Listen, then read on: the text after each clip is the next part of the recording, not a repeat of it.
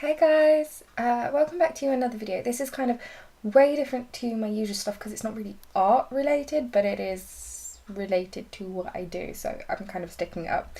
But I got this new lens. It is so heavy. Like, it is so heavy. But this is the 70 to 200 Sigma 2.8 2.8 aperture. But I got this for my photo shoots. I have taken it on 3 shoots now. Yeah, I've taken it on 3 shoots. Aside from the fact that the autofocus on this doesn't work on my camera, so I can't autofocus, but it doesn't like that camera. If I got a later version, like a more update version, it would be fine, according to what I found out anyway. But it is really, really heavy. It's 2.8, so obviously it's got a much larger aperture than the kit lens, for example. The kit lens on my Nikon is a 3.5 to 5.6. So the aperture on that is not that great. But I got this. I'll get onto that. Right, so I got this because obviously I like the zoom on it. I like to be able to get in fairly close. It is only 200, but that's fine for what I use it for. I got it mainly for the aperture. The wider aperture is what I wanted for my photos because I love the really soft backlit photos of the horse and their owner with that gorgeous mushy bokeh background. That's how I like to shoot. So that's why I got the 2.8. It is very heavy. If you're thinking about getting it, it is so heavy. Like, it weighs a ton. And the lens cap is so loose. It always falls off. I don't know why. Like, even when you click it on, it moves. But anyway, it is really, really heavy lens. Great lens.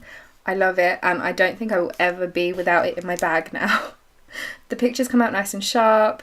Obviously the bokeh is so good on it. The soft backgrounds are gorgeous.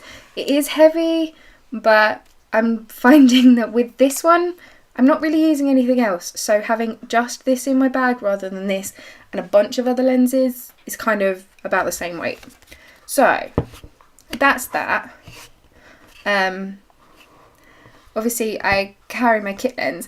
I did have another lens, which I have actually just returned because I have no need for it anymore, which is I believe it was the 55 to 300. It was either 55 to 300 or 70 to 300. So obviously it had more zoom, but the aperture on that I think was 5.6. I think it was 5.6. So the aperture wasn't great. Which brings me on to part 2 of this video. Do you need expensive gear to get into photography? Not even a little bit. In my opinion, not even a little bit. My camera is not that great. It is a Nikon 3300. It's not the best on the market, I'm aware of that, but I don't mind because I can still take great pictures on it. You don't need an expensive camera. You don't need an expensive lens. This Nikon's version of this is around 1,200 and something pounds. This was only about £500, which is fine. It does what I want it to. My camera, I think you can pick up this one now on eBay for around £300. So it's not that much in comparison to like better cameras. I am after an upgrade because I want to switch to full frame and I want something that works better in low light situations because a lot of my photo shoots are around evenings or early mornings, so I want something that does that. But if you're going to upgrade, at least know why and what you want from your new version. But there is a quote, I believe it's by Henry Adams, if I remembered correctly, but it says, a camera doesn't take a good photograph any more than a typewriter writes a good novel. So it's just a tool to get you to where you want. There's a lot to think about. Lighting, composition, things like that. It's more than just having expensive equipment. You've got to think about the artwork behind the photograph. But there's and one more lens that I want to get, which obviously this is 70 to 200, so it's great for far away, but I want something for closer up when I'm doing like close-up portraits. So I'm going to get the 85mm prime. I'm either going to get the 1.4 aperture or the 1.8 aperture, but both of those can be picked up online for about £100, sometimes less.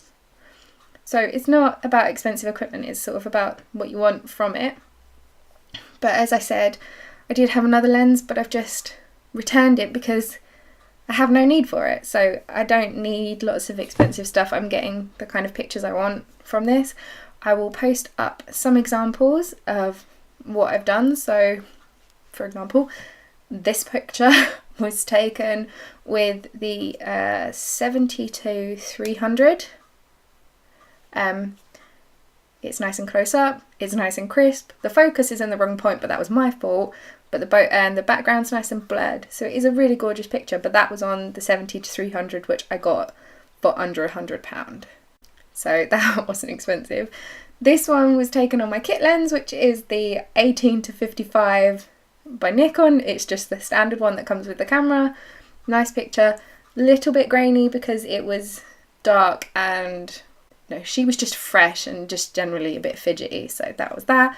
And then this one was taken on the 2.8. So between the pictures you can't see that much of a difference, other than on the 2.8 the background's so much softer than on the others. So that's why I got the 2.8, because I want the soft backgrounds. I don't think I'll upgrade to get a lens that goes to 500 or 600 or whatever, because I don't need to. I've got plenty of portraits booked in with horses that are more than happy for me to be right in their face. Even if they're not happy for me to be right in their face, 200mm gives me enough space for them to feel calm and just chill out with their rider, and it's all lovely. So this lens is great, I love it. In general, you don't need an expensive stuff to get into photography.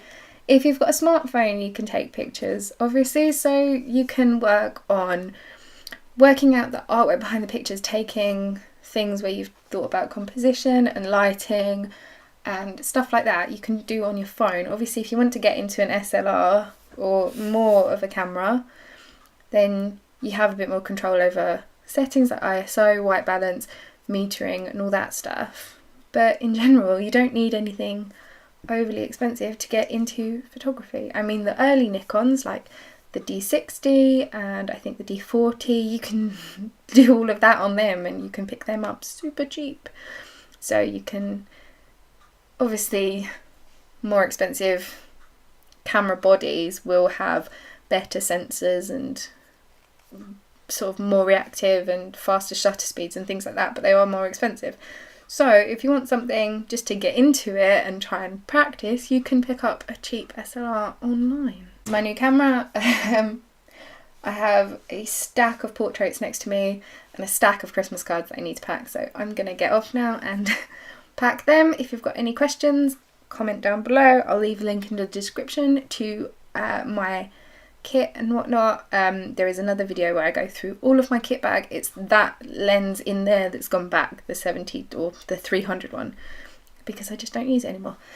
So my two favourites.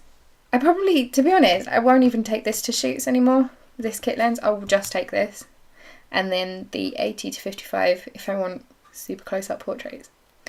But that's about it. So I hope you've enjoyed this video. Give it a little thumbs up if it was even remotely helpful, and hit the subscribe if you want to see more. I will promise to get back to more drawing videos as soon as possible. I'm going to try and film a lot of my Christmas commissions. So I hope you have a good day, and I will see you guys in the next one. Bye!